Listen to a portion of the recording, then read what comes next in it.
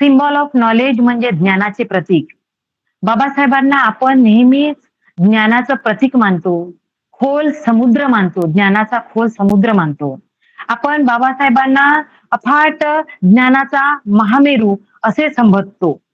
मग हे symbol of knowledge हा शब्द आला कुठून?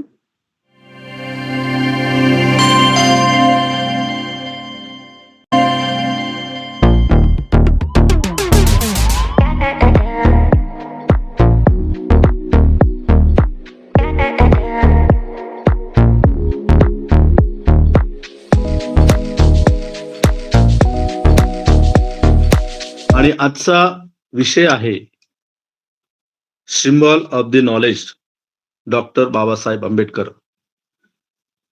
ज्या महामानवाने आपल्याला या अन्यायाच्या अंधकारातून बाहेर काढलेला आहे, माणूस म्हणून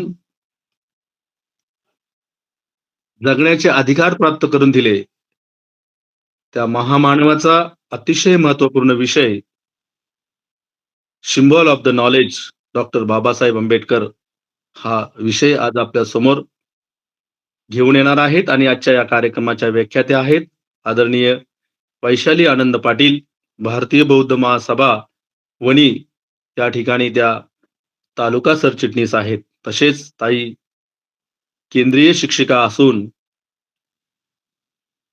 भारतीय बौद्ध महासभेचं काम ताई करतात.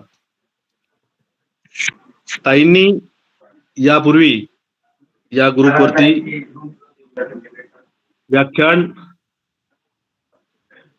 दिलेलं नाही, प्रथमच ताई या ग्रुपवरती येत आहेत. आणि ताईंची शिफारस आदरणीय सुनीताताई कांबळे यांनी केलेली आहे. आणि मला खात्री आहे की ताई आजचा विषय अतिशय समर्थपणे आपल्या समोर सादर करतील.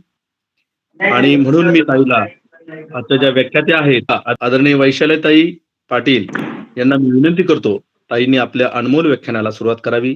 आदरणीय वैशालीताई पाटील. महाकारुणिक तथागत भगवान बुद्ध, विश्वरत्न बोधिसत्व डॉक्टर बाबासाहेब आंबेडकर या महामानवांना त्रिवार अभिवादन करते. मी वैशाली आनंद पाटील, राहणार वणी, तालुका वणी, जिल्हा यवतमाळ, भारतीय बौद्ध महासभेची केंद्रीय शिक्षिका तसेच वणी तालुका शाखेची सरचिटणीस या पदावर काम करते. खर तर तुम्ही माझ्यासाठी आणि मी तुमच्यासाठी अनोळखी आहे, परंतु एक दुवा मात्र नक्कीच आहे की बौद्ध धम्म आपल्याला जोडणारा आहे.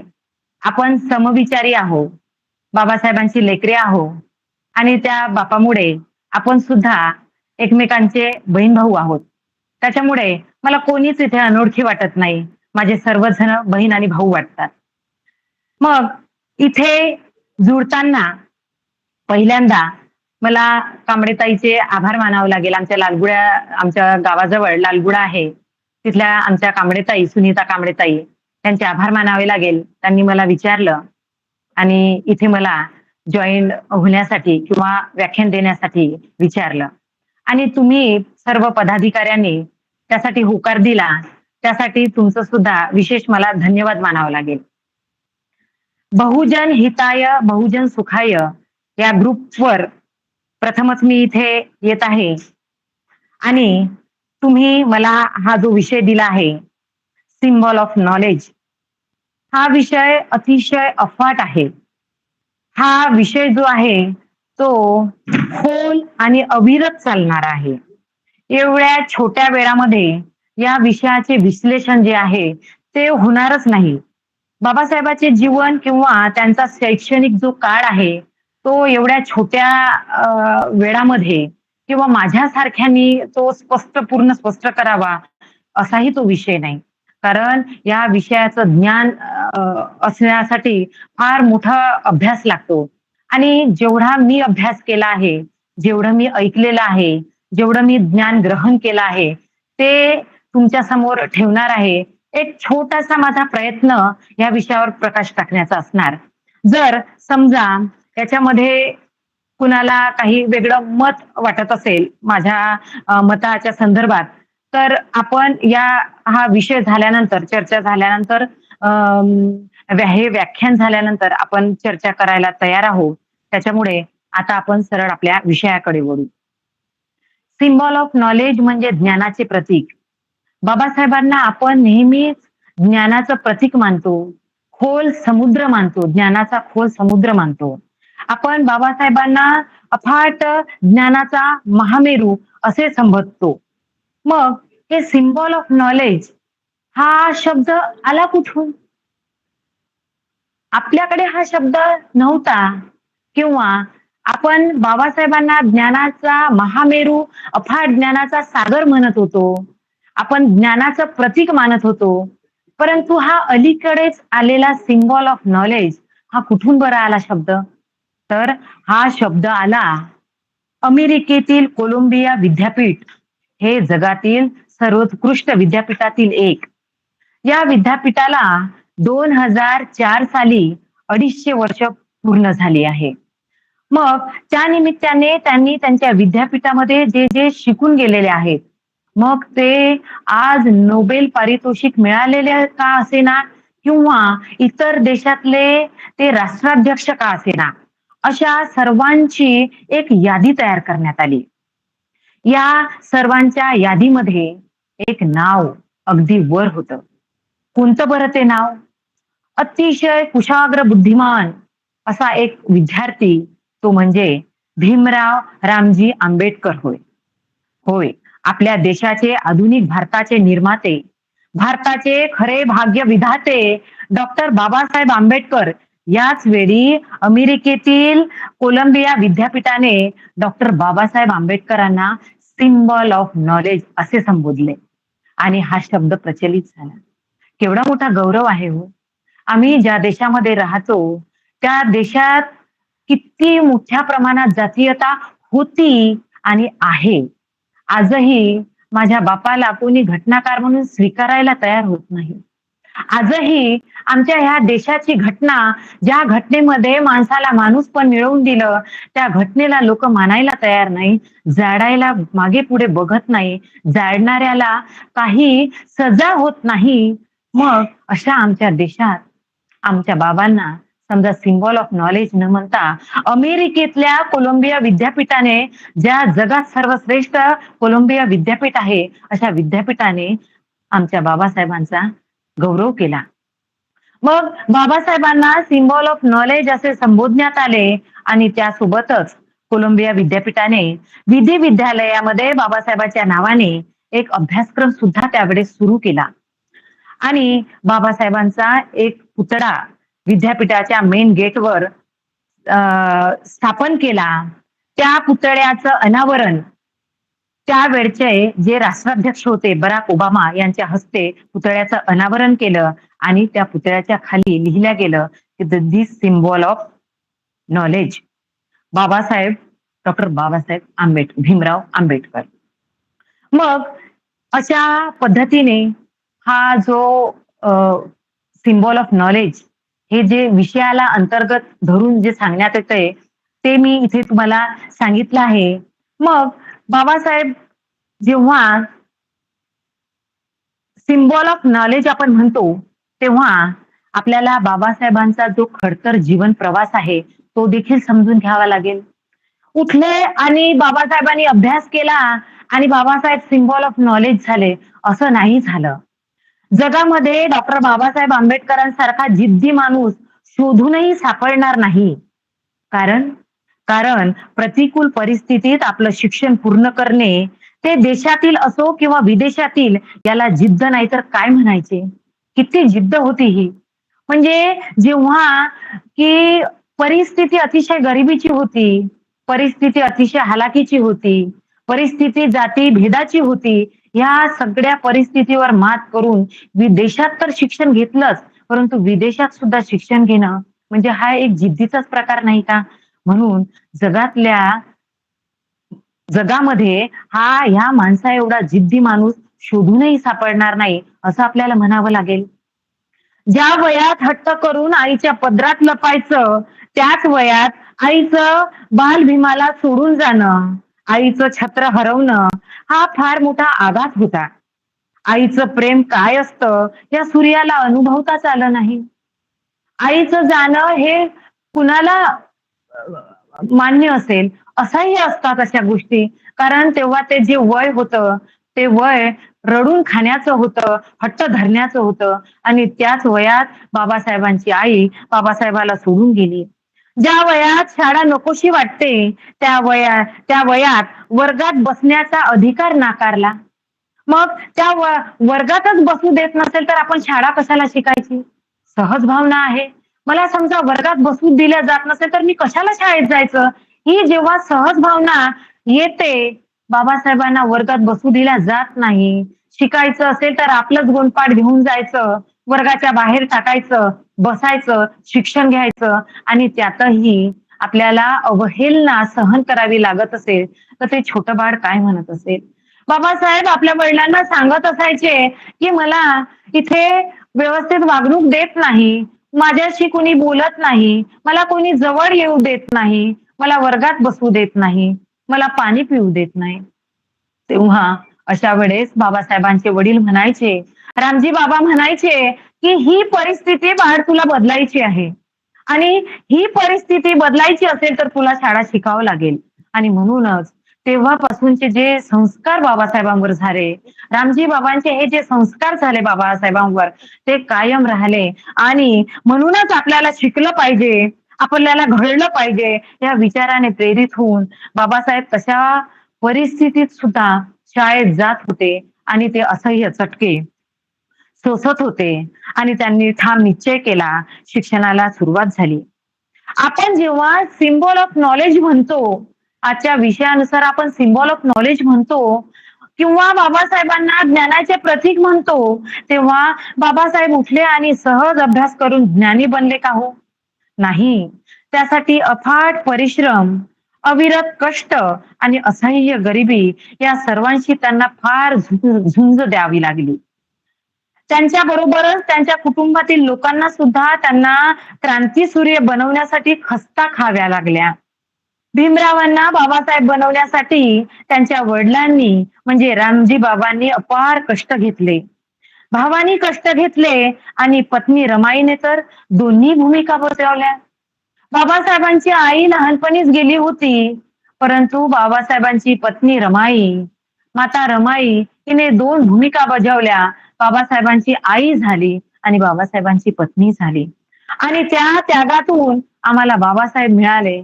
आम्हाला बाबासाहेब घडलेले बघायला मिळाले. मुंबईतील पदवीचं शिक्षण झाल्यानंतर बाबासाहेबांनी गायकवाडांच्या संस्थानात बडोदा येथे नोकरी करण्याचे ठरवले. वास्तविक पाहता बाबासाहेबांच्या वडिलांना रामजी बाबांना बाबासाहेबांनी आताच नोकरी करावी अशी अजिबात इच्छा नव्हती. बाबासाहेबांनी पुढे शिकलं पाहिजे असं रामजी बाबांना सतत वाटायचं. बाबासाहेबांनी खूप शिकलं पाहिजे असं रामजी बाबांना वाटायचं.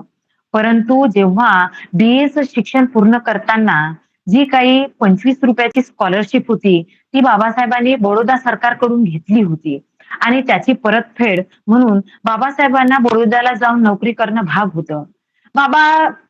रामजी बाबा हे नको म्हणत असताना सुद्धा बाबासाहेब बडोद्याला गेले नोकरीसाठी. परंतु तिथे गेल्यानंतर थोड्याच दिवसात काहीच काहीच दिवसात रामजी बाबांची तब्येत बिघडली. बाबासाहेबांना तार आली. रामजी बाबांची तब्येत बिघडली आहे. तुम्ही लवकरात लवकर या. मग बाबासाहेब तिथून नोकरी सोडून परत आले आणि जेव्हा बाबासाहेब आले तेव्हा बाबासाहेबांचे बाबा रामजी बाबा यांचं निधन झालं. 1913 साली रामजी बाबांचं निधन झालं. बाबासाहेबांना पुढील शिक्षणासाठी अमेरिकेला जायचे होते. त्यासाठी त्यांनी पुन्हा सयाजीराव गायकवाडांची भेट घेऊन 11.5 पौंडाची शिष्यवृत्ती मिळवली. कारण बाबासाहेबांची परिस्थिती फार बेताची होती. बेताची कशाला? कठीणच होती. कारण बाबासाहेबांच्या वडिलांचं पेन्शन येत असल्यामुळे, रामजी बाबांचं पेन्शन येत असल्यामुळे कसंबसं घर चालायचं. बाकी कमवणारे कुटुंबात कुणीच नव्हते. तर पुढे जाऊया. मग जेव्हा सयाजीराव गायकवाडांची बाबासाहेबांनी भेट घेतली, बाबासाहेबांना पुढील शिक्षणासाठी अमेरिकेला जायचे होते. तेव्हा पुढील शिक्षण विदेशात जाणाऱ्या विद्यार्थ्यांसाठी त्यावेळेस सयाजीराव गायकवाडांनी काही रक्कम शिष्यवृत्ती म्हणून देऊ केली होती. 11.5 पौंडाची शिष्यवृत्ती बाबासाहेबांना मिळाली आणि 1913 ते 1916 पर्यंत शिष्यवृत्तीची मुदत त्यांनी मिळवून घेतली होती. मग अशा वेळेस ते अमेरिकेतील न्यूयॉर्क येथे शिक्षणासाठी गेले. तिथे त्यांनी कोलंबिया विद्यापीठामध्ये प्रवेश घेतला. तिथे त्यांनी अर्थशास्त्र हा विषय घेऊन एम.ए. ची पदवी प्राप्त केली. याच वेळेत त्यांनी पी.एच.डी.चा प्रबंध लिहून पूर्ण केला. बाबासाहेबांनी अमेरिकेमध्ये जेव्हा प्रवेश घेतला, तेव्हा त्यांना डॉक्टर ऑफ सायन्स ही पदवी घ्यायची होती आणि त्याचा कालावधी होता 8 वर्ष. 8 वर्ष ह्या एवढा दीर्घ काळ बाबासाहेबांना तिथे अमेरिकेत राहणं शक्य नव्हतं. कारण आर्थिक चणचण फार मोठ्या प्रमाणात होती आणि हा जो कोर्स आहे, डॉक्टर ऑफ सायन्स हा जो कोर्स आहे, तो पूर्ण करायसाठी 8 वर्ष अमेरिकेत राहणं शक्य नव्हतं. म्हणून बाबासाहेबांनी अथक परिश्रम घेतले, अतिशय कष्ट घेतले आणि 8 वर्षाचा कोर्स हा फक्त 2 वर्ष 3 महिने या काळामध्ये त्यांनी पूर्ण केला. अमेरिकेत न्यूयॉर्क या शहरात जाऊन कोलंबिया विद्यापीठातलं जे हा एस हा जो कोर्स होता, त्यांनी एक कमी काळामध्ये पूर्ण केला. बघा आज परिस्थिती कशी आहे. आम्ही समजा नीटला असो किंवा आपण जेईची जेव्हा एक्झाम देतो, आमची मुलं देतात, तेव्हा आपण 1 वर्ष अभ्यास करून सुद्धा ते पार पाडू शकत नाही. 1 वर्षाचा कोर्स एका वर्षात अभ्यास करून ते एंट्रन्स आपण देऊ शकत नाही. आपण रिपीट करतो, डबल रिपीट करतो, पुन्हा एकदा रिपीट करतो.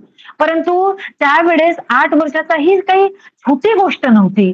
म्हणजे ऐकायला जरी 8 वर्षाचा कोर्स हा 2.5 वर्षामध्ये बाबासाहेबांनी पूर्ण केला असं जरी सहज वाटत असलं, तरी त्यासाठी प्रचंड मेहनत, अफाट मेहनत होती आणि ती मेहनत बाबासाहेबांनी आर्थिक चणचणीमुळे ती पार केली आणि तो कोर्स जो होता, तर ते आहे सिम्बॉल ऑफ नॉलेज. ते आहे या माणसाला शोभणारं प्रतीक जे आहे, ते याच्यामुळेच आपल्याला ते ज्ञानाचं प्रतीक आपण ठरवतो बाबासाहेबांना आणि म्हणूनच अशा पद्धतीने त्यांनी अर्थशास्त्र हा विषय घेऊन एम.ए. ची पदवी तिथे जाऊन प्राप्त केली. याच वेळेस त्यांनी पी.एच.डी.चा प्रबंध लिहून पूर्ण केला. त्यानंतर त्यांना पुढील शिक्षणासाठी म्हणजे एवढं शिक्षण घेतल्यानंतर सुद्धा त्यांचं समाधान झालं नाही. म्हणजे हे शिक्षण पुरेसं आहे असं त्यांना वाटत नव्हतं. पुढील शिक्षणासाठी त्यांना लंडनला जायचं होतं. मग परंतु पैशाचा फार मोठा प्रश्न होता. नेहमी पैशाची अडचण बाबासाहेबांना जाणवत होती आणि हा जो पैशाचा प्रश्न होता, तो सोडवायचा कसा हा त्यांच्यासमोर प्रश्न होता आणि म्हणून त्यांनी बडोदा संस्थानाला पुन्हा एकदा अर्ज केला आणि विनंती अर्ज केला, की ही जी शिष्यवृत्ती आहे, ती 1 वर्षासाठी मला वाढवून द्या. मला पुढील शिक्षणासाठी पुढील मला शिक्षण घ्यायचे आहे.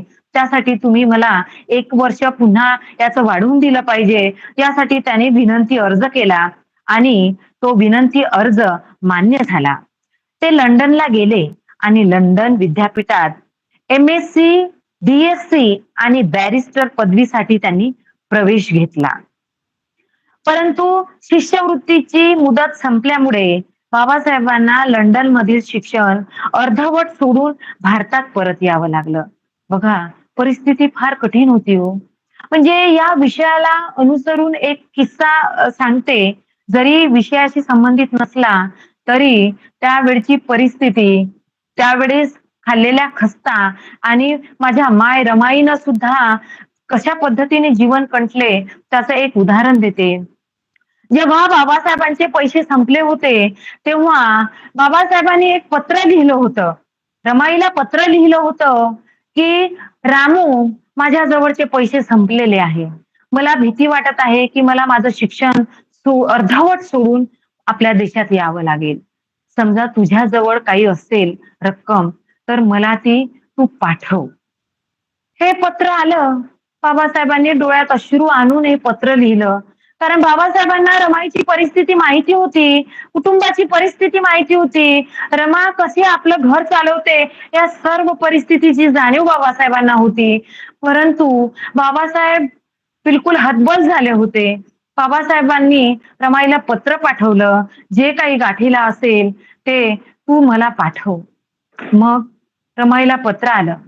त्या दिवशी इंदू, त्यांची एकुलती एक मुलगी इंदू आज रमाईच्या मांडीवर होती. मांडीवर यासाठी होती की तिला खूप ताप भरला होता. एवढा ताप आला होता, आता रमाई मांडीवरून उचलून खांद्यावर ठेवून थोडं दवाखान्यात न्यावं ह्या विचारात होती. आपल्या पदराला बांधलेल्या पैशाला चाच पडत होती. एवढ्या पैशामध्ये माझ्या इंदूचा मी इलाज करावा हे विचारचक्र डोक्यामध्ये चालू होतं. तेवढ्यात ते पत्र आलं. इंदू मांडीवर होती. पत्र वाचत आहे. डोळ्यातून अश्रूच्या धारा लागल्या आहे. बाबासाहेब म्हणत आहे की रामू, जे काही गाठीला असेल ते तू पाठव. आज रमाईची अवस्था फार बिकट झाली. नवऱ्याला पैसे पाठवू गाठीला बांधलेले की मुलीचा इलाज करू. मग इंदूला खांद्यावर घेतलं. ताप भरलेला होता. तशीच थेट मनी ऑर्डर करायला निघून गेली. इंदूने रमाईच्या खांद्यावर प्राण सोडले. अतिशय विदारक परिस्थिती होती. सांगताना सुद्धा अश्रू आवरत नाही. मग अशा परिस्थितीमध्ये बाबासाहेबांनी लंडन मधील शिक्षण अर्धवट सोडावं लागलं. बाबासाहेबाला लंडन मधील शिक्षण अर्धवट सोडावं लागलं आणि भारतात यावं लागलं. बाबासाहेब भारतात आले. भारतात आल्यानंतर जेव्हा तुम्ही भारतात याल तेव्हा विदेशातला शिक्षणाचा उपयोग आमच्या संस्थानाकरिता व्हावा अशी आमची इच्छा आहे, असं सयाजीराव गायकवाडांचं म्हणणं होतं. आणि पुन्हा बाबासाहेबांना बडोद्याला सयाजीराव गायकवाडांच्या संस्थानामध्ये जाऊन नोकरी करावी लागली. बाबासाहेबांना ही अट मान्य करून ते बडोद्याला नोकरीसाठी गेले. तिथे गेल्यानंतर बाबासाहेबांना जातीचे असह्य चटके बसले. राहण्यासाठी कोणी घर भाड्याने द्यायला तयार नव्हते. तर दुसऱ्या बाजूला एवढा विदेशात शिकून आलेला साहेब असून देखील खालच्या जातीचा म्हणून त्यांच्यावर फार अपमानास्पद त्यांना वागणूक दिली जायची. त्यांना जे काही तिथे कारकून आणि चपराशी होते, जे ब्राह्मण जातीचे होते, त्यांच्याशी फार भेदभावाने वागायचे. त्यांना वाईट वागणूक द्यायचे. आणि हे जे वागणं होतं ते असह्य झाल्यामुळे आणि पारशी लोकांच्या हल्ल्यामुळे बाबासाहेबांना बडोदा सोडून मुंबईला यावं लागलं. ज्या रात्री बाबासाहेबांनी बडोदा ते घर त्या पारशीचं सोडलं, ते ठिकाण सोडलं, तेव्हा एका झाडाखाली बाबासाहेब आले आणि अश्रू गाडीत बसले. तेव्हा बाबासाहेबांना असं वाटलं, अश्रू स्वतःवर झालेल्या अन्यायाचा किंवा बसलेल्या चटक्यामुळे अश्रू आले नव्हते, तर बाबासाहेबांना वाटलं होतं, मी एवढा विदेशात शिकलो, मी एवढा विद्वान झालो, एवढ्या डिग्र्या माझ्या जवळ आहे, तेव्हा मला अशी वागणूक मिळत असेल तर माझ्या समाजाचं काय होत असेल. तो तर अशिक्षित गरीब समाज आहे. त्या समाजाला, माझ्या समाजाला किती अन्याय सहन करावा लागत आहे या कल्पनेने बाबासाहेबांचे डोळे भरून आले होते. बाबासाहेब ढसाढसा रडले होते. आणि आज त्या काळात बडोद्याला ज्या ठिकाणी बाबासाहेब बसले होते, झाडाखाली बसले होते, ते झाड आजही आहे. संकल्पभूमी म्हणून ती संकल्पभूमी आजही तिथे फार मोठ्या प्रमाणात आपले लोक भेट द्यायला जातात आणि तिथे जाऊन ते बघतात. म्हणजे अशा पद्धतीने बाबासाहेबांचं जीवन अतिशय खडतर आणि असह्य चटक्याने भरलेलं होतं. आणि बाबासाहेबांनी त्यावेळेस बडोदा सोडलं आणि बाबासाहेबांना मुंबईला यावं लागलं. त्यानंतर त्यांनी मुंबईला नोकरी करायला सुरुवात केली. जेव्हा बाबासाहेबांनी मुंबईत नोकरी धरली, तेव्हा त्यांच्या कुटुंबातील लोकांना फार आनंद झाला. कारण विशेष करून रमाईला फार आनंद झाला. त्यांना वाटले, आता आपले कष्ट संपले. साहेब मुंबईत राहून नोकरी करणार आणि आपला सुखाचा संसार करणार आणि आपला संसार सुखाचा होणार. परंतु हा आनंद फार काळ टिकला नाही. जेव्हा बाबासाहेबांनी आपला पहिला पगार रमाईच्या हातात दिला, तेव्हा त्यांनी भरपूर खरेदी केली. त्यावर बाबासाहेब थोडे चिडून म्हणाले, "रामू, मी तुला जो पगार दिला तो असा खर्च करून टाकण्यासाठी नाही, तर मला लंडनला पुन्हा एकदा शिकायला जायचे आहे. त्यासाठी बचत करावी लागेल. हा खर्च आपल्याला परवडण्यासारखा नाही रामू. तू पैसा जपून खर्च कर." मग हे सगळं रमाईने ऐकलं. रमाईने हे ऐकून त्यांच्या आनंदावर विरजण पडलं आणि पुन्हा एकदा काटकसरीचं जीवन सुरू झालं. याच दरम्यान बाबासाहेबांची ओळख राजश्री शाहू महाराजांशी झाली आणि बाबासाहेबांची अफाट बुद्धिमत्ता आणि शिक्षणाची आवड लक्षात घेऊन शाहू महाराजांनी बाबासाहेबांच्या पुढील लंडनच्या शिक्षणासाठी 1500 रुपयांची मदत केली आणि बाबासाहेब पुन्हा एकदा आपले अर्धवट राहिलेले शिक्षण पूर्ण करण्यासाठी 1920 मध्ये साली लंडनला रवाना झाले. मग अशा पद्धतीने बाबासाहेबांचं विदेशातलं पुन्हा एकदा शिक्षण सुरू झालं. रमाईला परत त्याच सगळ्या खाच खडगांना सामोरं जावं लागलं. 1921 मध्ये लंडन विद्यापीठाकडून MSc पदवी प्रदान करण्यात आली. 1922 मध्ये द प्रॉब्लेम ऑफ रुपी हा प्रबंध सादर केला आणि 1923 मध्ये त्यांना DSc ही पदवी प्रदान करण्यात आली. तसेच कायद्याची सर्वोच्च बॅरिस्टर ही पदवी त्यांनी मिळवली. मग हे सगळं जेव्हा बाबासाहेबांनी केलं, शिक्षण घेतलं, तर ते फक्त स्वतःच्या मर्यादेपुरतंच मर्यादित न ठेवता, स्वतःसाठी ते मर्यादित न ठेवता त्याचा उपयोग माझ्या समाजाला, माझ्या देशाला, विशेष करून माझ्या देशाला व्हावं अशी बाबासाहेबांची नेहमीच तळमळ होती. बाबासाहेब नेहमी म्हणायचे, की मी प्रथम भारतीय आहे आणि अंतिमता सुद्धा भारतीय आहे. जरी त्यांच्या मनामध्ये सतत आपल्या लोकांचे विचार, माझ्या ह्या खालच्या जातीच्या लोकांचा किंवा जे दुर्लक्षित लोकांचा विचार जरी मनात असला, तरी देश हा बाबासाहेबांचा नेहमी प्राधान्याचा विषय असायचा. माझा देश म्हणून सतत बाबासाहेब प्राधान्य द्यायचे आणि त्या देशासाठी माझ्या शिक्षणाचा उपयोग झाला पाहिजे, हे विचार सतत बाबासाहेबांच्या मनात असायचे. बाबासाहेबांनी विदेशात जाऊन जे शिक्षण घेतले ते फक्त ज्ञान मिळवण्यापुरतं मर्यादित न ठेवता त्याचा देशाच्या विकासासाठी वापर करून देशाच्या प्रगतीसाठी हातभार लावला. बाबासाहेब अर्थतज्ञ तर होतेच, परंतु त्यांनी द प्रॉब्लेम ऑफ रुपी हा प्रबंध लिहून त्यात त्याने डॉक्टरेट मिळवली आणि भारतात येऊन बाबासाहेबांच्या संकल्पनेतील जी RBI आहे, रिझर्व्ह बँक ऑफ इंडिया, की आपल्या देशाला एक बँक असली पाहिजे, हे बाबासाहेबांना नेहमी वाटायचंय. कारण अर्थतज्ञ होते बाबासाहेब आणि अर्थतज्ञ असल्यामुळे बाबासाहेबांना पुरेपूर ज्ञान होतं आणि हे ज्ञान देशाच्या उपयोगात आणण्यासाठी त्यांनी त्यांच्या संकल्पनेतून 1 एप्रिल 1935 साली रिझर्व्ह बँक ऑफ इंडियाची स्थापना केली आणि यानंतर भारतामध्ये बँकांचे जाळे निर्माण झाले.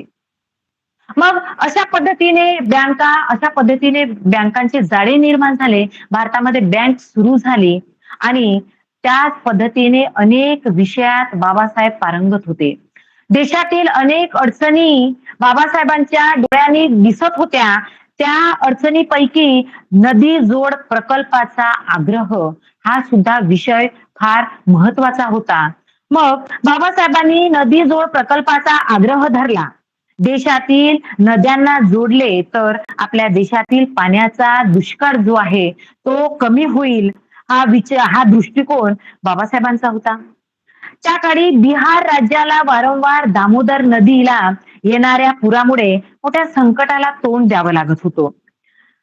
त्या त्यामुळे बिहार, ओरिसा व बंगाल प्रांताला त्याची मोठी हानीची झळ पोहोचायची. त्यावर धरण बांधून उपाययोजना करणे गरजेचे होते. त्याच काळात बाबासाहेब मजूर मंत्री होते आणि इतर मंत्रालयाचा भार सुद्धा बाबासाहेबांवर होताच. अशा वेळी दामोदर नदीवरील धरणाची जबाबदारी बाबासाहेबांवर आली होती. त्यासाठी बाबासाहेबांनी अमेरिकेतील नदी व धरणांचा अभ्यास केला. भारतातील सुद्धा धरणांचा बाबासाहेबांनी अभ्यास केला आणि मग अशा पद्धतीने अभ्यास केल्यानंतर जेव्हा त्यांनी ठरवलं की आपण अमेरिकेतील अ, एका अभियंत्याच्या मदतीने या धरणाचे बांधकाम करावे असे बाबासाहेबांच्या मनात आले. कारण तिथले जे प्रगत होतं ते राष्ट्र प्रगत असल्यामुळे तिथे आधुनिकता असल्यामुळे ते फार सोयीचं आणि चांगलं होईल याची बाबासाहेबांना पूर्ण कल्पना होती. म्हणूनच बाबासाहेबांनी अमेरिकेतल्या जे अभियंता होत्या त्यांच्या मदतीने या धरणाचे बांधकाम पूर्ण करण्यात आले आणि अशा पद्धतीने बाबासाहेबांनी दामोदर नदीवरील धरण हे पूर्ण करण्यात आलं. तसेच भाकरा नांगल धरणाची देखील मुहूर्तमेढ त्याच वेळेस रोवण्यात आली होती.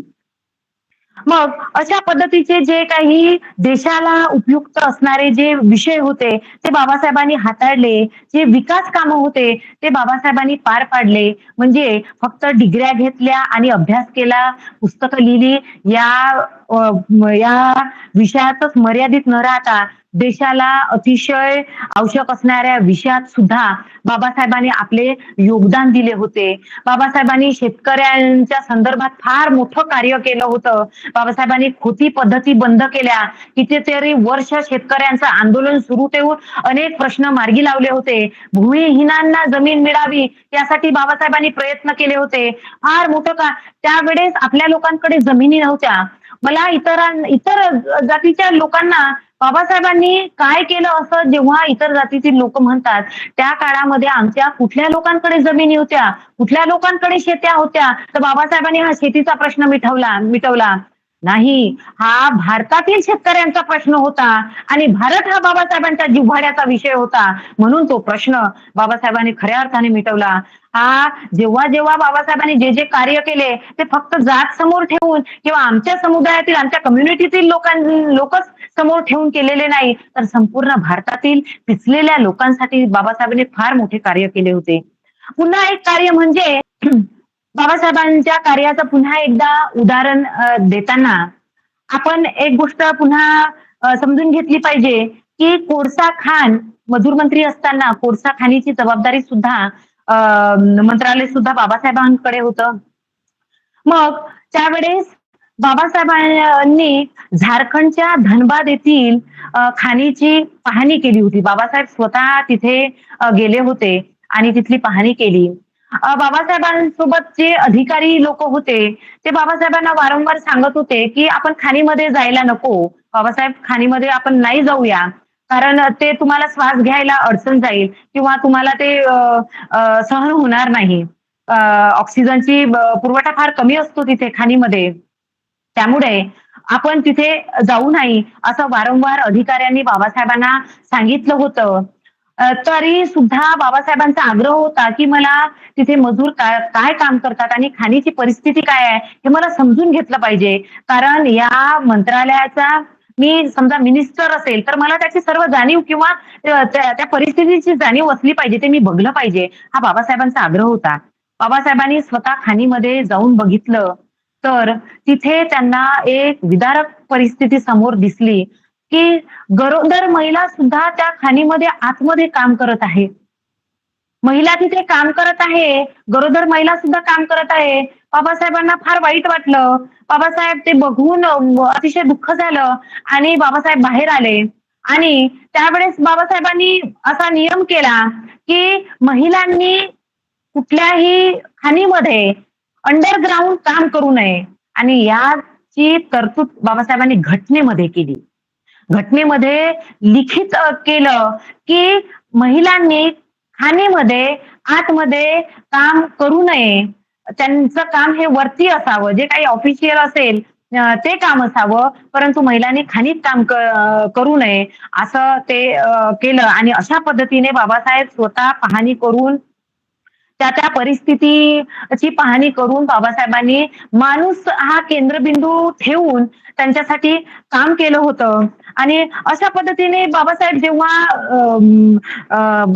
जेव्हा सिम्बॉल ऑफ नॉलेज असं आपण म्हणतो, विषयाला धरून जेव्हा आपण बोलतो, तेव्हा फक्त ते ज्ञानाचे प्रतीक होते. ते एका गोष्टीसाठी सीमित न राहता सर्वांगाने त्यांचं कार्य होतं आणि हे कार्य आपण इथे स्पष्ट करताना समजून घेताना आपण इथे पूर्ण समजून घेतलं पाहिजे. बाबासाहेबांना समजून घेतलं पाहिजे.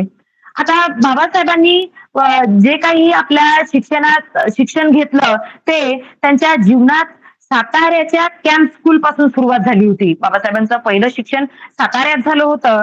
कॅम्प स्कूल पासून बाबासाहेबांच्या शिक्षणाला सुरुवात झाली होती. म्हणजे त्या कॅम्प स्कूलच्या शिक्षणापासून तर लंडनच्या बॅरिस्टर हा शैक्षणिक प्रवास जो आहे बाबासाहेबांचा, तो एकूण 27 वर्षांचा होता. 27 वर्षांचा जो कार्यकाळ होता, तो शिक्षणाचा काळ, बाबासाहेबांचा काळ होता. या 27 वर्षात बाबासाहेबांनी अत्युच्च पदव्यांची प्राप्ती केली. बाबासाहेबांचे 64 विषयांवर कमांड होती. कमांड म्हणजे काय? की फक्त बोलता येणं याला कमांड म्हणायचं का? तर नाही. सखोल ज्ञान असणे आणि त्या सखोल ज्ञानाचं समाजासाठी उपयोग करून घेणे यासाठी त्या अर्थाने ती कमांड आहे. आणि बाबासाहेबांचं अफाट वाचन, अफाट ज्ञान हे जे आहे ते 64 विषयांवरती होतं आणि म्हणूनच बाबासाहेबांची जी 64 विषयावरची जी कमांड होती, ते जे ज्ञान होतं ते लोकांच्या उपयोगी कसं येईल यासाठी सतत बाबासाहेब विचारत असायचे. बाबासाहेबांकडे 50,000 पुस्तकं होती आणि 50,000 पुस्तकांची त्यांच्याकडे लायब्ररी होती. फक्त पुस्तकं घेऊन घरी त्या लायब्ररीत नव्हते, तर कुठल्या पुस्तकात, कुठल्या पेजवर काय लिहिलेलं आहे याचं सुद्धा ज्ञान बाबासाहेबांजवळ होतं. याचं सुद्धा माहिती बाबासाहेबांकडे होती. 32 डिग्र्या आणि 9 भाषा बाबासाहेबांना अवगत होत्या. 32 डिग्र्या म्हणजे हे काही साधी सुद्धा डिग्री नव्हती. म्हणजे एवढ्या कमी काळात खऱ्या अर्थानं बाबासाहेबांचं आयुष्य फक्त 65 वर्षांचं होतं. एवढ्या छोट्या आयुष्यामध्ये एवढं मोठं कार्य, प्रत्येक क्षेत्रातलं केलेलं कार्य, विदेशात जाऊन केलेलं शिक्षण, भारतात आल्यानंतर समाजकार्य, हे जे सगळं होतं हे एवढ्या छोट्या आयुष्यामध्ये या महान नेत्यांनी केलेलं अफाट कार्य ही काही छोटी गोष्ट नव्हती. आणि म्हणूनच सिम्बॉल ऑफ नॉलेज आजच्या विषयाप्रमाणे हा ज्ञानाचा प्रतीक होता. म्हणूनच आपण बघताना त्यांच्या डिग्र्या बघतो की त्यांना 32 डिग्र्या आणि 9 भाषा अवगत होत्या. या महामानवात सिम्बॉल ऑफ नॉलेज एक महान व कीर्तिमान विद्यार्थी, एक आदर्श शिक्षाप्रेमी, थोर ज्ञानसाधक, श्रेष्ठ विद्वान, निपुण अर्थतज्ञ, निष्णात कायदे पंडित अशा कितीतरी नावाने संबोधले जाते. आणि खऱ्या अर्थाने हा आमचा महामानव सिम्बॉल ऑफ नॉलेज ठरतो. ज्या देशामध्ये आजही आमच्या बाबाच्या पुतळ्याची विटंबना होते, आमचे बाबासाहेब समजूनच घ्यायला कोणी तयार नाही, एक भयानक विष वाटते.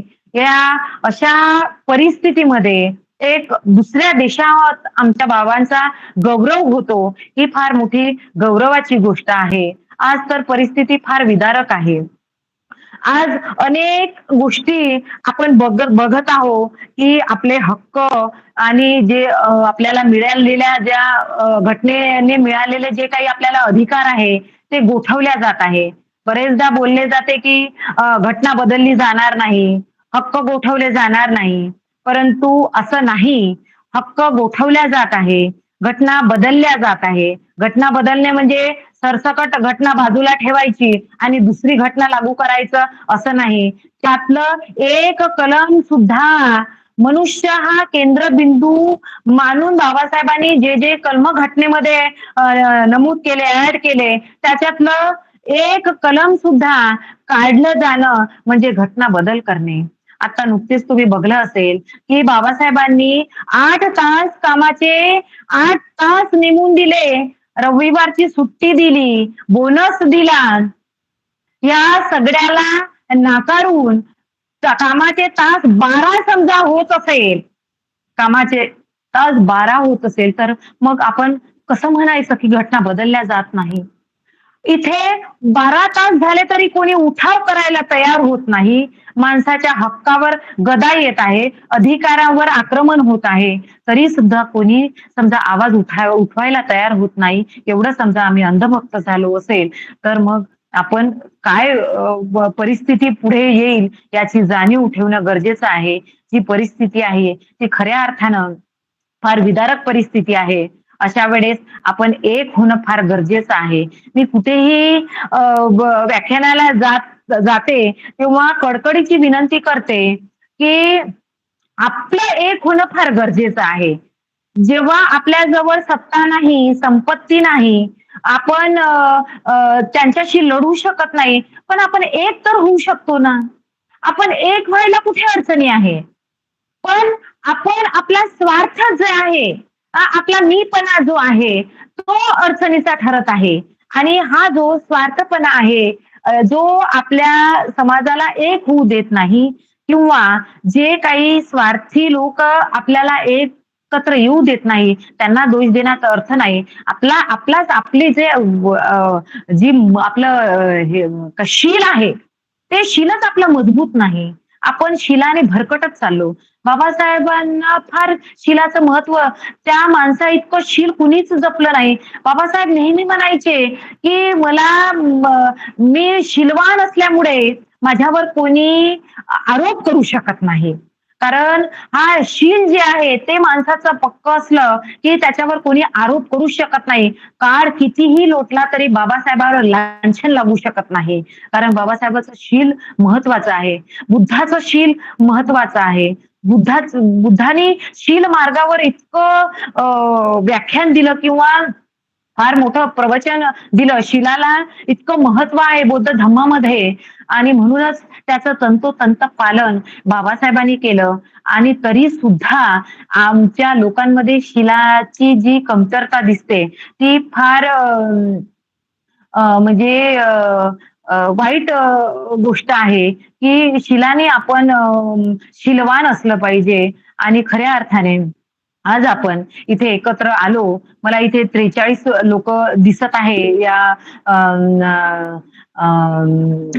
इथे जॉईंट बहुजन हिताय बहुजन सुखाय या उपक्रमाअंतर्गत दिसत आहे. तर मला इथे बोलण्याची संधी दिली. याच्या पुढे मी माझं ज्ञान समजा कमी असेल, म्हणजे ह्या ज्ञानाच्या पुढे मला पुन्हा माझ्याकडे नाही. तुम्ही सर्व ज्ञानी आहात. काही समजा माझ्या विचारांशी काही मतभेद असू शकते, काही माझं चुकत असेल तर मला सांगा. मी बाहेर भारतीय बौद्ध महासभेची कार्यकर्ती असल्यामुळे, केंद्रीय शिक्षिका असल्यामुळे नेहमी बाहेर जाते. 10-10 दिवस जाऊन मी शिबिरं देते आणि त्याच्यामुळे मी जो काही अभ्यास करते त्या अभ्यासाअंतर्गत मी एवढं बोलू शकले, विषयावर मी प्रकाश टाकू शकले. याच्या पुढे मी फार काही पुन्हा बोलू शकणार नाही. तर त्यामुळे इथेच थांबते आणि सर्वांना नमो बुद्धाय आणि जय भीम करते. धन्यवाद ताई. आपण अतिशय आंबेडकरांचं बालपण व विविध क्षेत्रातील कार्य याबाबत अतिशय अनमोल असं मार्गदर्शन केलेलं आहे ताई. आणि डॉक्टर बाबासाहेब आंबेडकरांनी ज्या पदव्या घेतल्या होत्या त्यामध्ये BA, MA, PhD, DSc, LLD, D.Litt. Bar at law, प्राध्यापक, बॅरिस्टर, कायदेमंत्री, मजूर मंत्री, भारतीय घटनेचे शिल्पकार, बोधिसत्व, धम्मचक्र प्रवर्तक, शोषित पीडित जनतेचे उद्धारक, कामगारांचे उद्धारक, महान कायदे पंडित होते. आणि म्हणून डॉक्टर बाबासाहेब आंबेडकरांना सिम्बॉल ऑफ नॉलेज, ज्ञानाचे प्रतीक असं म्हटलेलं आहे. ताईंनी